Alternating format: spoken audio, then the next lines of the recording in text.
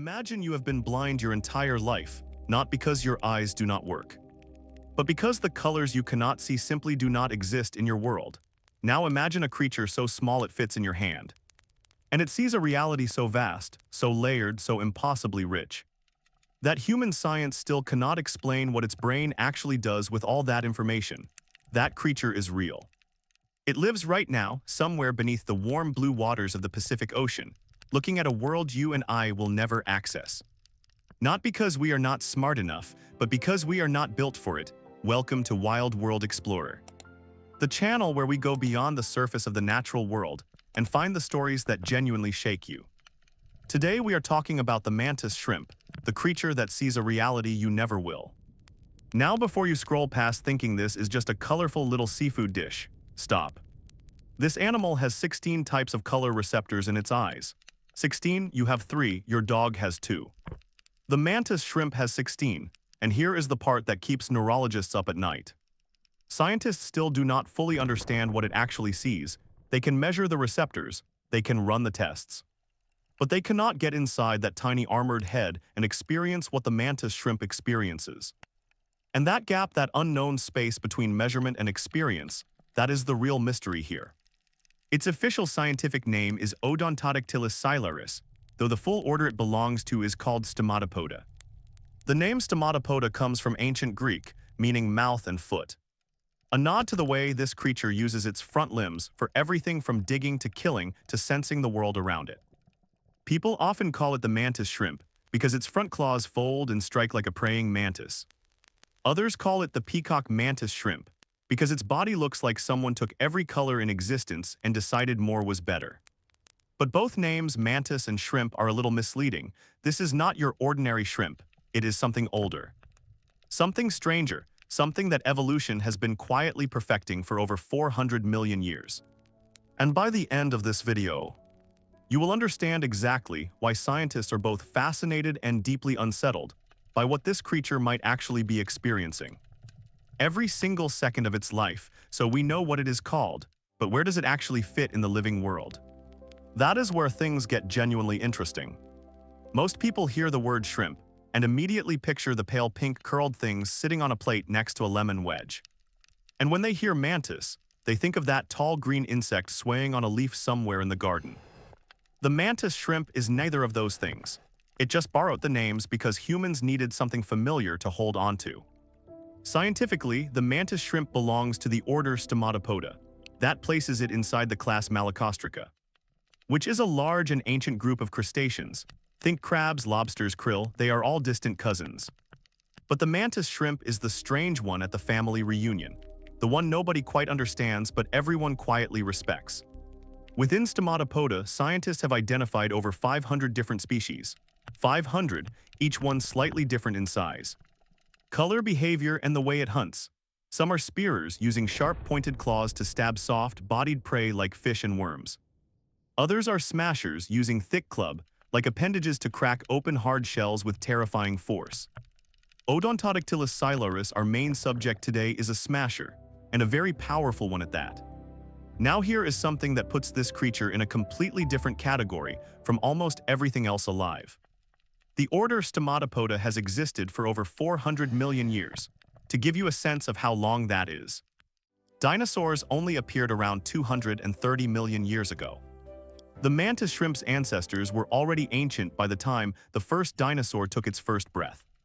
These animals watched entire empires of life rise and collapse, and they just kept going, adapting quietly in the ocean while the world above the surface kept changing. That kind of deep evolutionary history is not accidental. It means the mantis shrimp found a design that worked. And it refined that design over hundreds of millions of years into something close to perfect. Its eyes, its claws, its armored body, all of it is the result of nature running an experiment for an almost unimaginable stretch of time.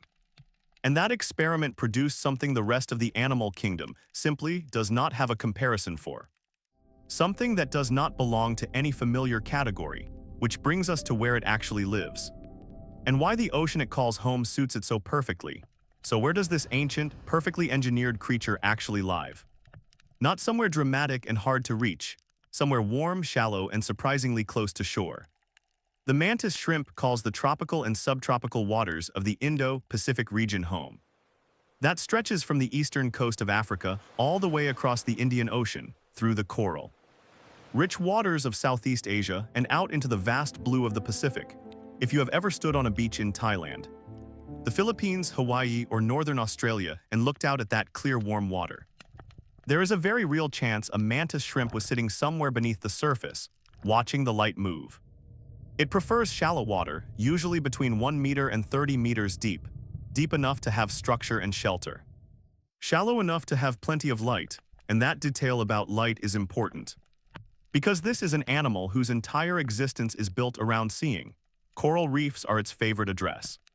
The reef gives it everything it needs: cracks and crevices to hide in, hard surfaces to dig into, and a constant stream of prey moving through. But it is not only found on reefs, sandy and rubble. Covered seafloors also work well, especially for species that prefer to dig rather than occupy existing shelters. And digging is something the mantis shrimp takes seriously. It excavates burrows in soft sediment with remarkable precision. These are not rough scrapes in the sand. They are structured tunnels, sometimes with multiple chambers. Maintained and defended as permanent homes, the mantis shrimp does not wander. It picks a spot, builds a home, and guards that home with total commitment. This territorial nature shapes everything about where it lives. You will rarely find two mantis shrimp sharing the same patch of reef unless they are mating. Each individual claims its own section of the seafloor and enforces that claim aggressively. Aquarists who keep mantis shrimp in tanks quickly learn this lesson. These animals have been known to crack aquarium glass with a single strike, not because they were frightened. Just because something was in their space and they decided it should not be. The habitat shapes the hunter. And the hunter, as it turns out, has a body unlike almost anything else in the ocean. A body built for speed, precision, and a kind of sensing that we are only beginning to understand. Now let us actually look at this creature up close. Because the moment you do, you understand why people who study it for a living describe it the way they do. Not with scientific detachment, with something closer to awe. The peacock mantis shrimp is small, usually between 10 and 18 centimeters long. You could hold one in your hand and it would not overflow your palm. But everything about its appearance screams that size is not the point. Its body is armored and segmented, built in overlapping layers like a tiny living suit of protection.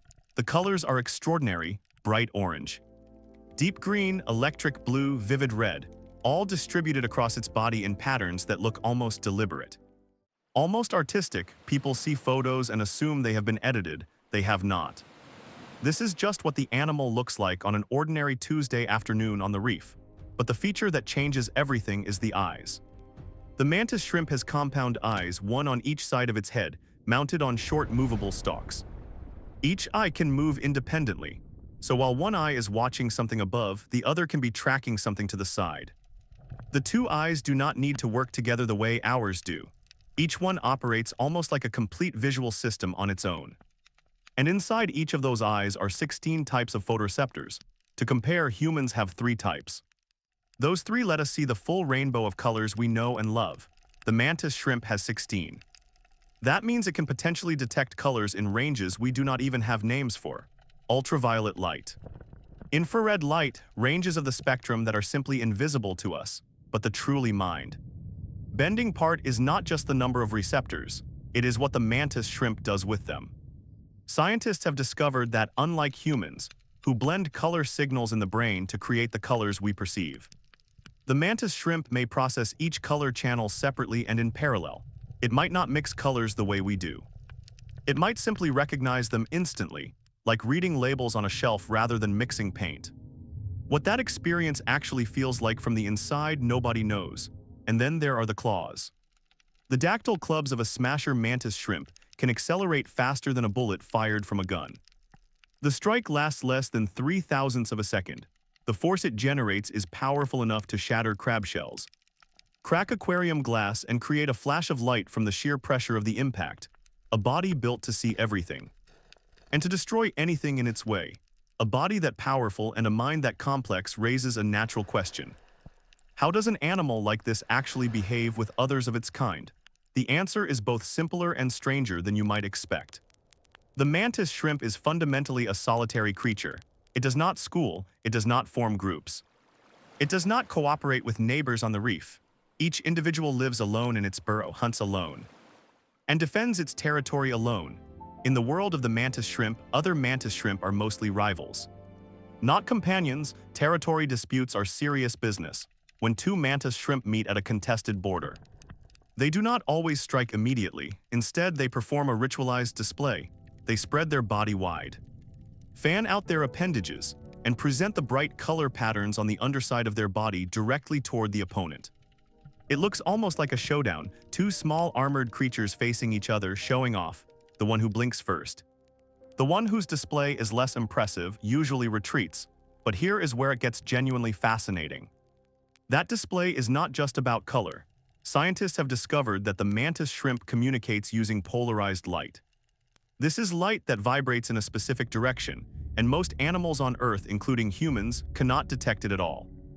But the mantis shrimp can both produce and receive polarized light signals through specialized reflective structures on its body. What this means is that two mantis shrimp standing 2 centimeters apart could be exchanging a full conversation in a visual language that is completely invisible to every other creature watching. A secret channel, a private frequency, and we have only recently started to decode even the basic edges of it. Some researchers believe this polarized light communication carries information about identity, strength, and reproductive status. Others think it may go even further, encoding emotional states or territorial claims in ways we have not yet mapped. The honest answer is that we do not fully know. The system is real, the signals are real, but the meaning behind them is still largely a mystery.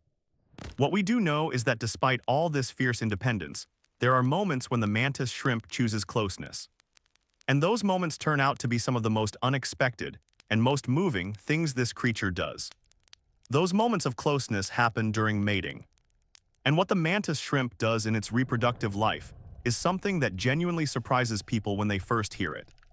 The mantis shrimp is monogamous, not loosely, not occasionally, but deeply and consistently so. Many species within Stomatopoda form long-term pair bonds that can last for 20 years. 20 years with the same partner sharing the same burrow, raising offspring together and returning to each other season after season. For a creature so aggressive and so territorial toward every other living thing around it, this loyalty is striking. The same animal that will shatter glass and drive off any intruder without hesitation will curl up beside its partner in the burrow at the end of the day. When the female lays her eggs, both parents take turns guarding them. The female aerates the egg mass by fanning it with her specialized appendages to keep oxygen flowing. The male hunts and defends the burrow entrance. They divide the work, they coordinate in some observed pairs. The female will carry the egg mass pressed against her body for weeks, barely eating, barely leaving.